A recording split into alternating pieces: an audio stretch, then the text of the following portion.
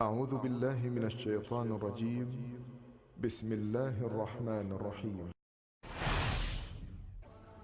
مومن اپنے آپ کو، اپنے دامن کو گناہوں سے بچاتا ہے۔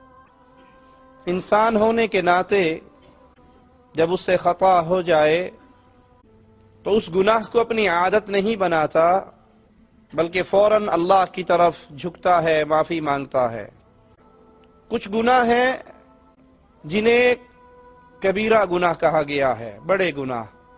گناہ کبیرہ وہ گناہ ہے جس کے کرنے پر اللہ کی طرف سے وعید، آخرت میں عذاب کی دھمکی اور پکڑ کی خبر سنائی جائے۔ یہ گناہ نماز پڑھنے سے، نیکی کے کام کرنے سے، روزے رکھنے سے معاف نہیں ہوتے۔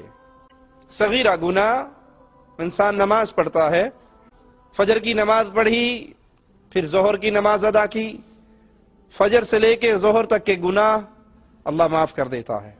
ظہر کی پڑھی، پھر عصر کی نماز پڑھی، عصر کی نماز درمیانی گناہوں کے لیے کفارہ بن جاتی ہے۔ یہ صغیرہ گناہ ہے جو وضو کرنے سے معاف ہو جاتے ہیں، جو نماز پڑھنے سے معاف ہو جاتے ہیں۔ لیکن گناہ کبیرہ وہ گناہ ہے جس کے لیے معافی کا سوال کرنا، توبہ کرنا، وہ گناہ نہ کرنے کا عزم کرنا ضروری ہے۔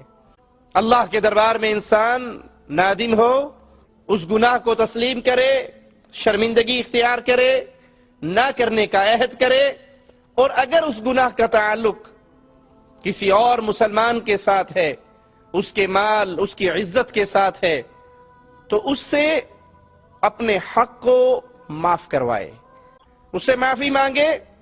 اگر وہ معاف کر دے تو ٹھیک ہے، وگرنہ اس کے حق کو لوٹائے۔ رسول اللہ صلی اللہ علیہ وسلم اسی گناہگار کے بارے میں ارشاد فرماتے ہیں، صحیح بخاری میں ہے، اللہ کے حبیب علیہ السلام نے فرمایا، اگر کسی مسلمان کا دوسرے مسلمان پر کوئی حق ہے، کسی نے کسی کا حق دبایا ہے، کسی نے کسی کے ساتھ زیادتی کی ہے، کسی مسلمان نے کسی دوسرے مسلمان کا حق دینا ہے، وہ اس جہاں کے اندر اپنے مسلمان سے اپنے ماجرے کو سیدھا کر لے، اس دن کے آنے سے پہلے وہاں پر پھر یہ اپنے دامن کو صاف کروانا چاہے تو صاف نہیں ہو سکے گا۔ ہاں، جس کا حق مارا ہوگا اس مظلوم کے لیے اس ظالم کی نیکییں اس کے بقدر لے کے اس کو دے دی جائیں گی۔